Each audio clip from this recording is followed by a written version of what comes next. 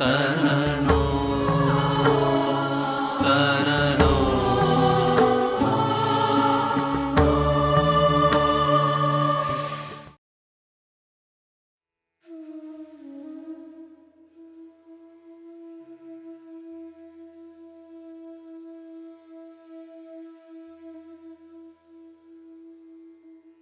वर्णानामर्थसंघानां रसानां छन्दसामपि मंगलानांच कर्तारो वंदे वाणी विनायको भूतानि दुर्गा भुवनानि दुर्गा स्त्रियो नरश्चापि पशुश्च दुर्गा यद् यद्धि दृश्यं खलु सैव दुर्गा दुर्गा स्वरूपाद अपरम न किंचित।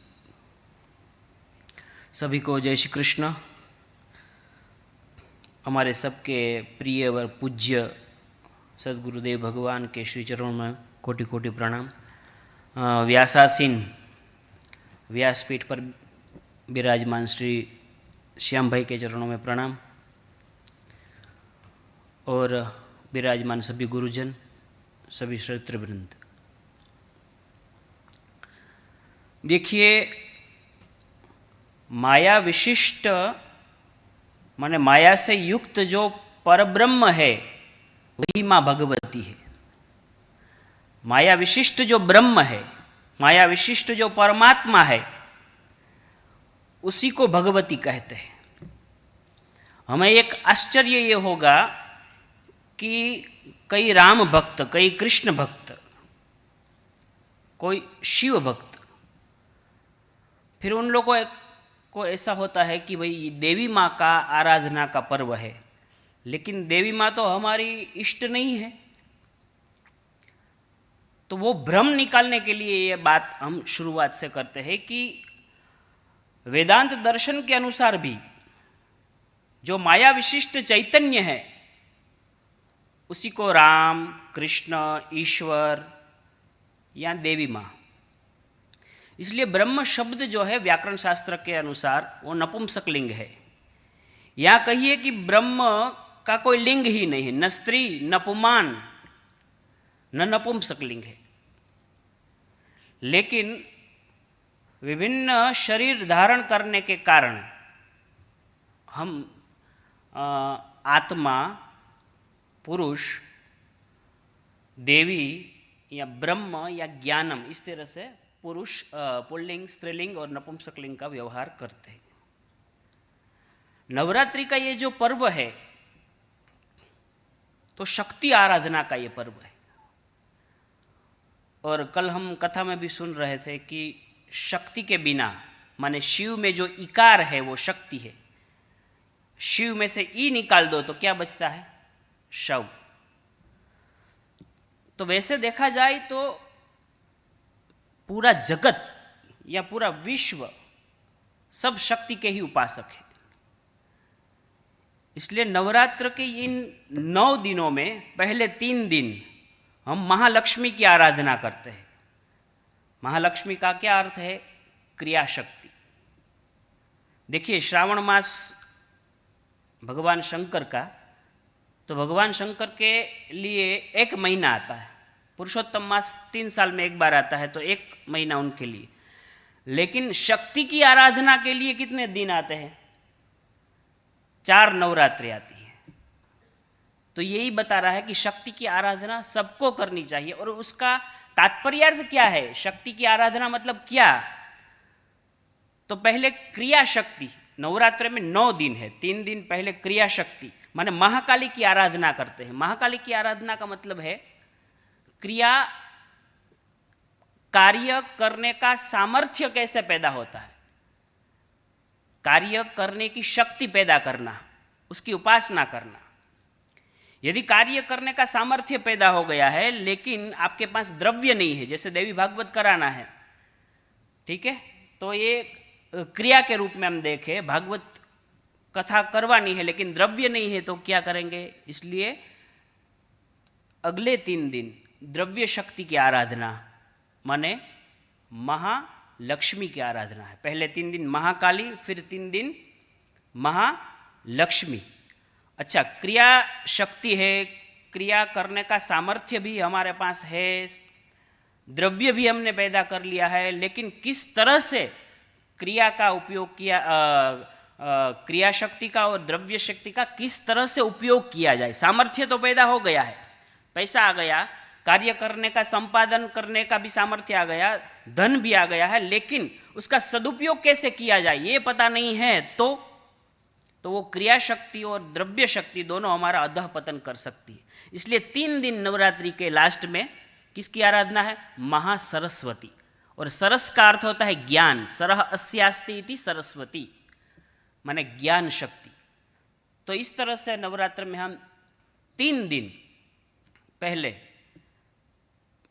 किसकी आराधना करते हैं? पहले 3 दिन क्रिया शक्ति, फिर द्रव्य शक्ति और फिर ज्ञान शक्ति।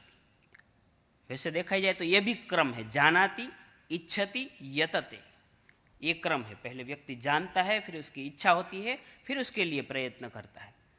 और इसमें ऐसा क्यों क्रम दिया, ये भी एक विचारणीय है। तो पहले 3 दिन में आज तीसरा दिन है माँ चंद्रघंटा का। प्रथमम शैलपुत्री च, द्वितीयम ब्रह्मचारिणी, तृतीयम चंद्रघंटेति। तृतीय दिवस माँ चंद्रघंटा का है। अच्छा, योग शास्त्र और तंत्र शास्त्र के अनुसार देखा जाए तो इस दिन साधक का मन मणिपुर चक्र में होता है। देखिए, हमारे शरीर में 7 चक्र है, 6 चक्र है। दिखाते हैं पूर्व में ऐसे, शरीर में ऐसे है, लेकिन ऐसा नहीं, पीछे।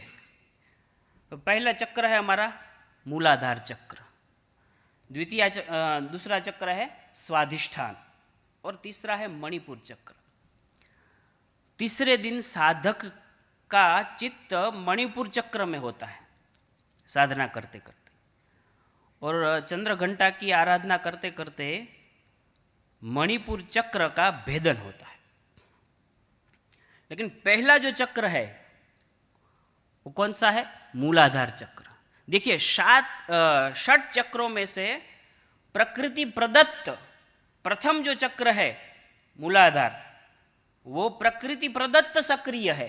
मूलाधार को सक्रिय करने के लिए योग में कोई या तंत्र में कोई वैसी साधना नहीं बताई है, क्योंकि प्रथम प्रकृति प्रदत्त ये चक्र सक्रिय न होता तो व्यक्ति योगी भी नहीं बन सकता और भोगी भी नहीं बन सकता। इसलिए द्वार पहले मंदिर में, गर्भगृह में प्रवेश करने के लिए प्रथम द्वार खुला रखा है, फिर आए स्वाधिष्ठान चक्र और फिर आता है मणिपुर चक्र। और मणिपुर चक्र यही हमारा आज का तीसरा है चंद्रघंटेति। अच्छा, चंद्रघंटा शब्द का अर्थ क्या होता है? आप देखेंगे, गूगल में सर्च करेंगे तो एक ऐसा अर्थ आता है कि चंद्रघंटा माने माता के मस्तक में घंटा के आकार का चंद्रमा है, इसलिए चंद्रघंटा कहते हैं। लेकिन मैंने कई स्वरूप देखे, माता के चित्र भी देखे, लेकिन ऐसा कोई चित्र देखने को नहीं मिला। अच्छा, शास्त्र के आधार पर ऐसा कोई उल्लेख नहीं है कि माता के मस्तिष्क में या मुकुट में घंटा के आकार का कोई चंद्रमा हो। हाँ, इंदुलेखाम ऐसा शब्द सत्यम पाठ करते हैं तो उसमें आता है कि भाई एक रेखा है माता के मुकुट में, माता के मस्तक में चंद्रमा की एक ऐसी रेखा है, उससे माता सुशोभित हो रही है। लेकिन ऐसा उल्लेख नहीं है कहीं कि घंटा के आकार का। और वैसे भी हम देखा जाए तो किस प्रकार घंटा के आकार का चंद्रमा माता के मुकुट में विराजमान है वो समझ में नहीं आता। इसलिए शास्त्रों में चंद्रघंटा का क्या अर्थ बताया है, पहले उसकी हम आज चर्चा करेंगे। देखिए, एक व्युत्पत्ति बताई है, चंद्रः घंटायाम यस्याः सा। चंद्रः घंटायाम माने हस्त में, जो माता के हाथ में जो घंटा है उसमें चंद्रमा है। चंद्रः हस्तगतायाम घंटायाम यस्याः सा चंद्रघंटा।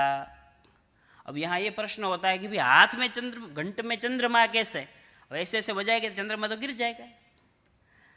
लेकिन शास्त्रों की बातों में यहाँ देखिए, हमें सादृश्य अर्थ में लक्षणा करनी है। मतलब चंद्रमा में जो सादृश्य है, नैर्मल्य है, आह्लादकारित्व जो है, ऐसा सादृश्य जिस घंट के रव में है। माता जब घंट बजाती है तो उस आवाज में आह्लादकारित्व है। आह्लाद का अर्थ होता है सुख।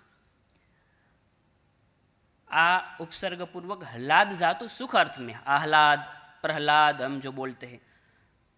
तो माता के घंट के आवाज से भक्तों की प्रेत पीड़ा दूर होती है। इसलिए हम गाते हैं ना, शूलेन पाहिनो देवी पाहि खड्गेन चाम्बिके घंटा स्वनेन नः पाहि।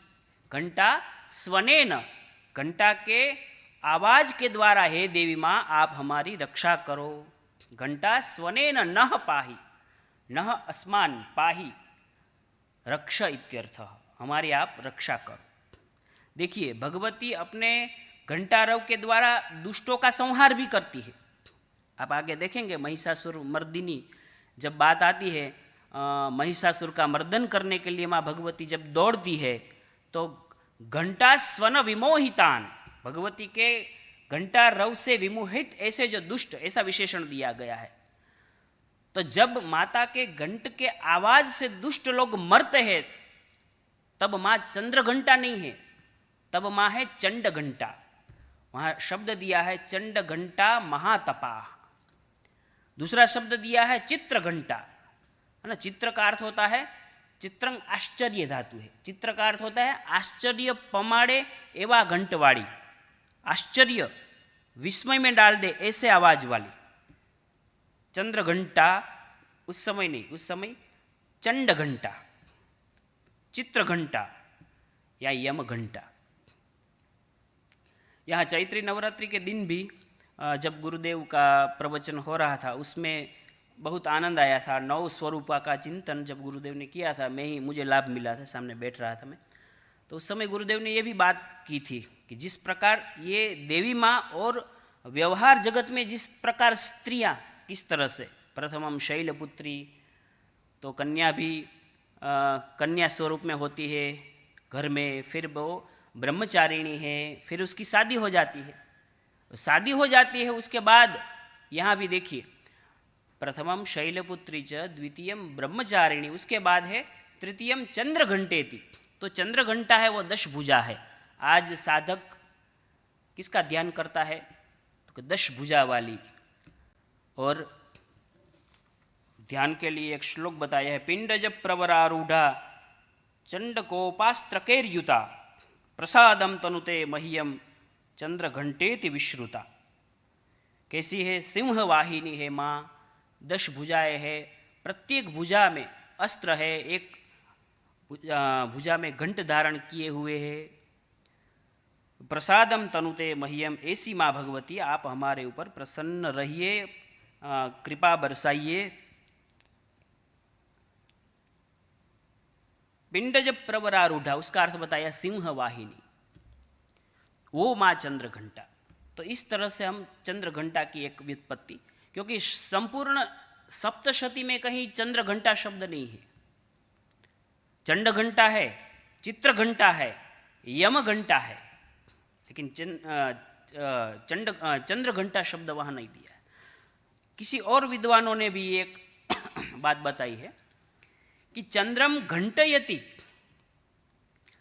प्रतिवादितया भाषते स्वस्य आह्लादकारित्वाभिमानेन चंद्रापेक्षया अपि अतिशयेन लावण्यवती इत्यर्थ। एक चंद्र घंटा का क्या अर्थ बताया है, चंद्रम घंटयति इज इक्वल टू प्रतिवादितया भाषते। माने देखिए, हम जब डिबेट करते हैं, वाद विवाद करते हैं, तो एक होता है वादी और एक होता है प्रतिवादी, ठीक है। जो अपना सिद्धांत पक्ष रखता है कि भाई मेरी बात ये है, ये मेरा पक्ष है, और उस पक्ष का जो खंडन करता है वो होता है प्रतिवादी। तो इस व्युत्पत्ति के अनुसार देखें तो चंद्र है वो वादी है, वो वाद कर रहा है अपने लावण्य के द्वारा, अपनी चंद्रिका के द्वारा। लेकिन माता आज के दिन तृतीय दिवस पर जो माँ जगदम्बा है वो प्रतिवादिनी है। कह रही है कि चंद्रम घंटयति बराबर प्रतिवादितया भाषते, चंद्र के सामने प्रतिवादी होकर बोल रही है कि देख, तेरे से भी ज़्यादा मेरे में आह्लादकत्व है। इसलिए कहा कि प्रतिवादितया भाषते स्वस्य आह्लादकारित्वाभिमानेन, अपने आह्लादकारित्व अभिमान के कारण चंद्र के साथ भी वो शास्त्रार्थ कर रही है। चंद्रापेक्षया अपि अतिशयेन लावण्यवती इत्यर्थः, चंद्र की अपेक्षा भी अतिशय लावण्यवती है वो चंद्रघंटा है। रहस्य आगम का एक श्लोक है, आह्लादकारिणी देवी चंद्रघंटेति कीर्त्यते। जो आह्लादकारिणी देवी है, सुख देने वाली जो देवी है, वही चंद्रघंटा है। दुष्टों के लिए चंडघंटा, चित्रघंटा और यमघंटा। अब देखिए, ये चंद्रघंटा की उत्पत्ति, माने दुर्गा की उत्पत्ति कैसे हुई, इस विषय में मार्कंडेय पुराण में एक कथा आती। देवी भागवत हम सुनते हैं श्याम भाई से, उसमें भी वो कथा आ गई। कल आ गई तो मैंने सोचा श्याम भाई तो मेरा सब बोल गए मुझे क्या बोलना, लेकिन नहीं, आपने अन्योक्ति करके एक बात छोड़ दी थी, उस बात को फिर मैंने ले ली। देखिए, मार्कंडेय पुराण में एक कथा आती है। सुरथ नाम का एक राजा था। मैं शॉर्टकट समझा देता हूँ। शॉर्टकट में सुरथ नाम का एक राजा था, और सुरथो नाम राजा भूत समस्ते क्षितिमंडले, संपूर्ण क्षितिमंडल में राजा था, उसका नाम था सुरथ। अब अचानक उस पर आक्रमण हो जाता है, राजा की राजधानी सब, उसका साम्राज्य सब छीन जाता है। दुखी हो जाता है, और एकाकी हयम आरोह्य जगाम गहनम वनम, और घोड़े पर सवार होके वन में चला जाता है। और उसी जगह किसी व्यापारी को, वैश्य को, अपने परिवार के लोगों ने निष्कासित कर दिया है, घर वालों ने निकाल दिया वैश्य को, और वो भी वहाँ पहुँचता है। और दोनों दुखी होकर कहाँ पहुँचते हैं? मेधा ऋषि के आश्रम में। और मेधा ऋषि को पूछते हैं कि इस तरह से हम दुखी हैं, शोक मग्न हैं, हमारे शोक का आप निवारण करिए। अच्छा देखिए, ये सुरथ नाम का जो वैश्य है वो कौन है? तो बोले यदि प्रतीकात्मक अर्थ लेंगे तो सुरथ नाम का जो राजा है, सुरथ नाम का राजा है वो जीवात्मा है। क्यों? देखिए, सुरथ का अर्थ होता है सुष्ठु रथः यस्य स, जिसके पास सुंदर रथ है। ये रथ शरीर क्या है? रथ है। क्या है उसमें प्रमाण? उपनिषद, आत्मानं रथिनं विद्धि शरीरम रथमेव तु। शरीर रथ है, वो रथ किसका है? हमारे पास है, तो हम सब सुरथ है। लेकिन जीवात्मा अपने सांसारिक प्रपंचों में इतना उलझा रहता है, दुखी हो जाता है, तब वो किसके शरण जाता है? मेधा ऋषि के आश्रम में जाता है। वहाँ वैश्य आता है। देखिए, मेधा ऋषि कौन है? मेधा माने अंतः प्रज्ञा, जो हमारी अंतः प्रज्ञा है ना, वही मेधा है। तो फिर व्यक्ति सुरथ जीवात्मा जब दुखी हो जाता है तो मेधा ऋषि के पास जाता है। मेधा का अर्थ होता है अंत प्रज्ञा, परिशुद्ध बुद्धि अथवा अंतः प्राज्ञिक बुद्धि। जीव अंतः प्रज्ञा से मार्गदर्शन प्राप्त करता है। अच्छा, वैश्य जो है वो वैश्य क्या है? वैश्य कौन है? तो कहते हैं, वैश्य का नाम भी देखिए आप, ये सब कहानियाँ प्रतीकात्मक है और कुछ कहना चाहती है। गुरुदेव कहते हैं ना कि देखिए, ये सब कहानियाँ का कोई तात्पर्यार्थ है, समाधि भाषा व्यासस्य। तो वैश्य, तो उसका नाम क्या रखा यहाँ? समाधि। देखिए, मन जब विचार तरंगों से पूर्णतः मुक्त हो जाता है तो उस अवस्था को समाधि कहा जाता है। वैसे ही समाधि में मन और इंद्रियों को नियंत्रित करने की शक्ति है। देखिए, जिस प्रकार वैश्य गाय पालते तथा उन्हें नियंत्रित करते हैं, ठीक है, उसी तरह ये जो शक्ति है वो जिसके द्वारा इंद्रियों को विषयों से खींचकर अंतर्मुखी बनाता है। समाधि क्या करते हैं? समाधि जो इंद्रिया है, गाय है, उसको अंतर्मुखी बनाते हैं। वैश्य भी क्या करता है? गायों का पालन करता है। तो समाधि को वैश्य का नाम दे दिया। वैसे ही समाधि में मन और इंद्रियों को नियंत्रित करने की शक्ति है, इसलिए उसको वैश्य कहा है। जब मन अंतर्मुखी कार्य में लग जाता है तब समाधि की अवस्था छिपी रहती है। मानो मन और विभिन्न विचार तरंगों के रूप में अपने स्वजनों द्वारा समाधि निर्वासित कर दी जाती है। तो जीवात्मा सुरथ, समाधि वैश्य, ये दोनों मेधा ऋषि माने अंतः प्राज्ञिक बुद्धि के समक्ष मार्गदर्शन प्राप्त करते हैं। माने जगदम्बा, जो कल कुंडलिनी की बात आई थी, है ना, मणिपुर की आज हम बात किए ना, तो जगदम्बा के दर्शन करते हैं तो दोनों को सूरथ राजा को अपना साम्राज्य मिल जाता है। मतलब साम्राज्य क्या, जो आत्म साक्षात्कार है, जो खो गया था, वो उसे मिल जाता है। इस प्रकार से सूरथ और समाधि दोनों ऋषि से पूछ रहे हैं। तो वहाँ मेधा ऋषि बता रहे हैं, भगवान विष्णु जब शेष शैया में शयन कर रहे थे, वहाँ माँ भगवती की उत्पत्ति की बात कर रहे हैं कि प्रलय काल में हो गया था। प्रलय काल, भगवान विष्णु शेष शैया पर थे और अचानक भगवान विष्णु के कान से क्या उत्पन्न हो गया? दो, मधु और कैटभ। मधु और कैटभ नाम के दो दैत्य पैदा। तो आश्चर्य होगा कि भाई भगवान के कान से और भगवान के कान के मेल से, और जो एथिस्ट है, बुद्धिवादी है, वो तो मजाक ही करेंगे कि तुम्हारे भगवान कैसे है कि सो रहे हैं और अचानक कान के मेल से दो दुष्ट पैदा हो जाते हैं। तो इसलिए किस प्रकार से वो कान में से जो मेल निकलता है, दैत्य दो निकलते हैं, उसका नाम है मधु और कैटभ। और वो दोनों फिर ब्रह्मा, वो कमल पर बैठे थे, ब्रह्मा को खाने के लिए दौड़ रहे। देखिए, ब्रह्मा है वो बुद्धि के प्रतीक, ठीक है। भगवान विष्णु, देखिए, विष्णु की निद्रा माने क्या? सांसारिक प्रपंच से अछूता अनासक्त पर ब्रह्म है। और प्रलय काल माने क्या है? त्रिगुणात्मिका जो प्रकृति है उसका संतुलन। अच्छा, मधु कैटभ क्या है? तो बोले सदग्रंथों को सुनने की कला का अभाव। जब हम देवी भागवत इत्यादि सदग्रंथ नहीं सुनेंगे तो उसके कारण जन्म लेने वाले जो राग, मधु का अर्थ होता है मीठा और कैटभ का एक अर्थ होता है कड़वा, जो राग और द्वेष दोनों उत्पन्न होते हैं, वही क्या है? मधु और कैटभ। और हमारी जो बुद्धि है वही ब्रह्मा है। तो बुद्धि मधु कैटभ राग द्वेष के प्रभाव में आ जाती है। इसलिए फिर उस समय माँ जगदम्बा की उत्पत्ति होती हो और भक्तों की वो रक्षा करता है। इस प्रकार से ये तात्पर्यार्थ है। तो आज तीसरा दिन माँ चंद्रघंटा का है, हम माँ भगवती की आराधना करें। 10 भुजाएं हैं, प्रत्येक भुजाओं में अस्त्र शस्त्र है, सौम्य स्वरूप है। आह्लादकारिणी देवी चंद्रघंटेति कीर्त्यते। फिर तीसरे दिन के बाद मणिपुर चक्र का भी भेदन हो जाता है और भक्त का राग और द्वेष, मधु और कैटभ दोनों का नाश हो जाता है और व्यक्ति परम सुख और आनंद का अनुभव करते हैं। हम भी गुरुदेव की कृपा से इस आनंद का अनुभव करें। और सभी के श्री चरणों में, गुरुदेव के श्री चरणों में प्रणाम। मेरा वक्तव्य यहाँ पूर्ण कर। जय श्री कृष्ण।